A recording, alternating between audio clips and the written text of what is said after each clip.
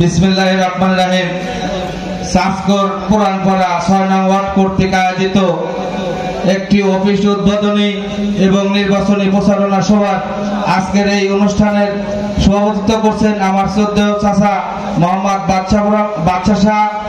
এখানে উপস্থিত আছেন আমাদের প্রধান অতিথি, যাকে নিয়ে আজকের এই অনুষ্ঠান, আমাদের নয়নের মণি, বারবার কারা নির্যাতিত নেতা, আইএমএ জাইলিয়া যুগে যে কাহিনী না ঘটতো সে ঘটনা ঘটেছে তার বাড়িতে।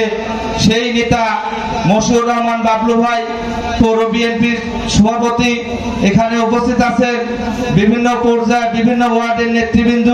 সবার প্রতি আমার সালাম, আসসালামু আলাইকুম।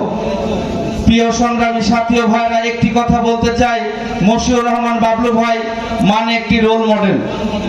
মশিউর রহমান বাবলু ভাই বিগত দিনে যে কাজ কাম করেছে এটা বলার কোনো কিছু নাই, আর বলার অপেক্ষা রাখে না। আপনারা আজকের এই জনসভা দেখলেই বুঝতে পারবেন, মেঘ বৃষ্টি কোনো কিছু অপেক্ষা না করে অনেক লোক এখানে এসেছেন।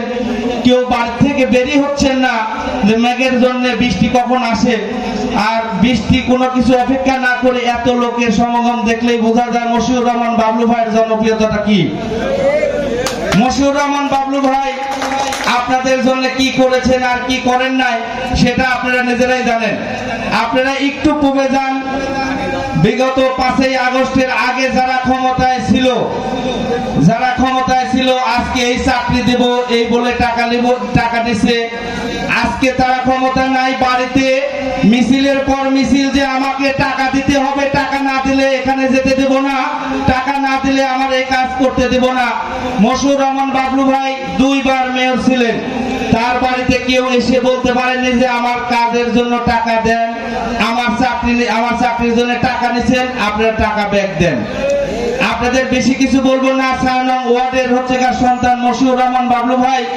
আর বাবলু ভাইয়ের একটি কথাই বলতে চাই যে নানির বাড়ির গল্প মায়ের কাছে এসে বলে লাভ নাই। মশিউর রহমান বাবলু ভাই কেমন সন্তান 6 নম্বর ওয়ার্ডের মানুষ জানে। তাই আমি 8 নম্বর ওয়ার্ড থেকে গাড়িসাপাড়া আমি বারবার তার নির্বাচন করেছি।